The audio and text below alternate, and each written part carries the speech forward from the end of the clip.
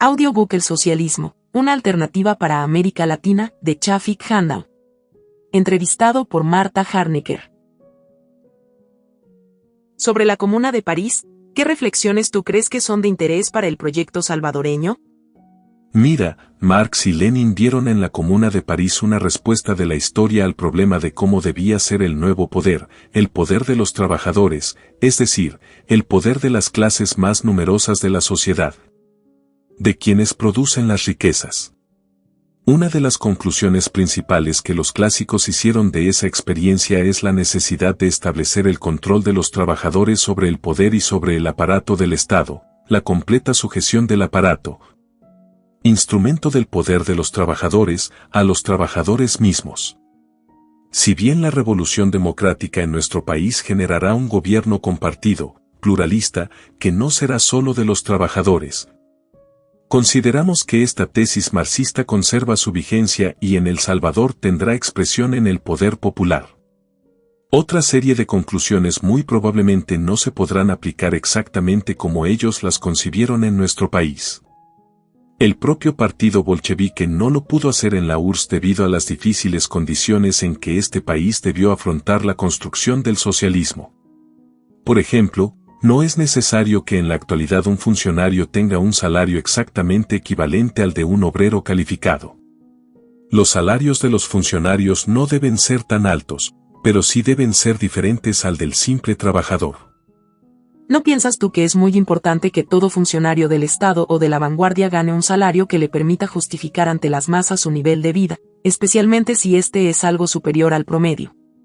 Y que es preferible que estos funcionarios ganen salarios más altos en lugar de que sus salarios formales sean bajos, y que, vía prebendas o entradas de otro tipo, aunque éstas sean legítimas, de hecho vivan con entradas mayores que las de sus respectivos salarios? Considero, como tú dices, que el dirigente estatal o político debe tener un salario que le permita vivir con dignidad, y para ello es indispensable que lo que adquiera provenga de su salario, eliminando todo ingreso proveniente de regalitos, suministros especiales, acceso a tiendas especiales y cosas por el estilo. Si tiene un salario mayor que otro trabajador es porque lo merece, porque desempeña un trabajo más calificado y esforzado.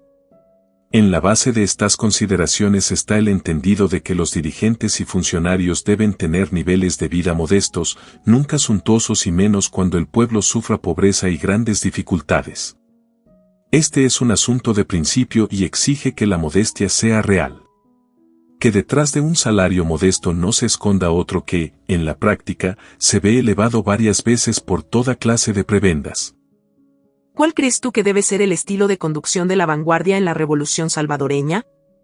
Al responder a tu pregunta yo quisiera concentrarme en el actual periodo de la revolución democrática, ya que, en lo referido a después de la victoria, una vez que el FMLN ejerza un papel en la conducción del país como componente del régimen pluralista que ésta originará, yo te he expresado mis opiniones en otro momento de esta entrevista.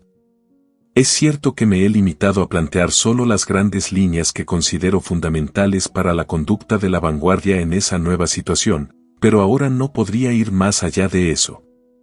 Estoy convencido de que configurar un método y un estilo de conducción concreto, adecuados a nuestras condiciones, no verticalistas, antiverticalistas, verdaderamente democráticos y revolucionarios, tendrá que ser la obra colectiva de la vanguardia, basándose en las opiniones y críticas de las masas. Este tema tendrá que mantenerse permanentemente en la agenda del debate del pueblo y de la vanguardia.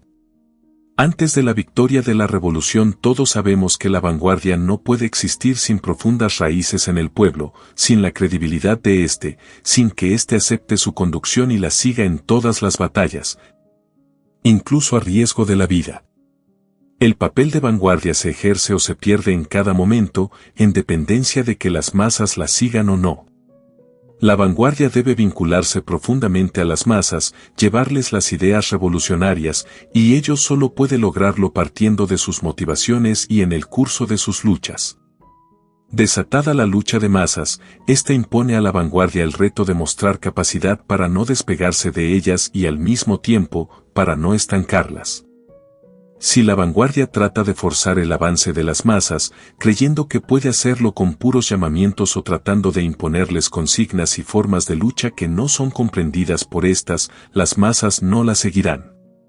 Si por el contrario, la vanguardia trata de mantener a las masas en un determinado nivel de la lucha cuanto éste se ha agotado para ellas, perderían confianza en la vanguardia y se separarían de ella. Ya sea sumiéndose en la frustración o siguiendo la conducción más certera de otros que por eso se constituyen en vanguardia. Quienes no comprendan y practiquen esta fundamental concepción no pasarán nunca de ser pequeños grupos sin influencia, inofensivos. Si se intenta manejar a las masas como se maneja el ejército, por órdenes que es una forma de verticalismo, se fracasa. En las revoluciones que pasan por una guerra larga es fácil caer en ese error, nosotros lo hemos vivido y lo estamos viviendo. Precisamente, una de las razones de por qué el movimiento de masas en El Salvador se redujo a partir de 1987, a pesar de que las masas siguen siendo revolucionarias, progresistas y están de acuerdo con la revolución, como hay múltiples pruebas de ello, se debe a que incurrimos en el error de intentar conducir al movimiento de masas por órdenes. Una expresión de esa forma fue, por ejemplo, incluir la lucha de los trabajadores dentro de las fechas del plan militar. Así hubo huelgas que no se pudieron producir, porque las masas querían hacerlas antes, las necesitaban antes. Hubo casos en que estuvimos demorándolas contra la voluntad de las masas. Recuerdo un caso en que la huelga se pospuso estando más que madura y eso le dio espacio a la réplica de la patronal. Cuando llegó la fecha, ya no pudo haber huelga porque el sindicato de hecho ya no existía, una parte de esa masa había sido despedida y reemplazada por otra que no tenía nada que ver con la anterior ni quería la huelga. Otro ejemplo fue nuestro esfuerzo por radicalizar al movimiento de masas, introduciendo el elemento de la violencia en la calle, pero llevada no como respuesta a la acción del enemigo, es decir, una violencia con fundamento político, lo que sí comprenden las masas porque la ven como una necesidad en defensa de su propia lucha y en función de ella, sino insertada por nosotros en un intento por imponerla a toda costa. Entiendo que eso ocurrió en la marcha del 1 de mayo de 1988. Ese es uno de los ejemplos, pero no es el único. Quiere decir que tú compartes la opinión de algunos de que la radicalización produjo una reducción del movimiento de masas. Sí, la comparto. Aunque yo hablaría de radicalismo nuestro y no de radicalización de las masas en ese caso. Creo importante que expliques lo que ustedes entienden por radicalización. La radicalización, en primer lugar, se refiere principalmente al pensamiento y en ese terreno casi no hicimos ningún esfuerzo.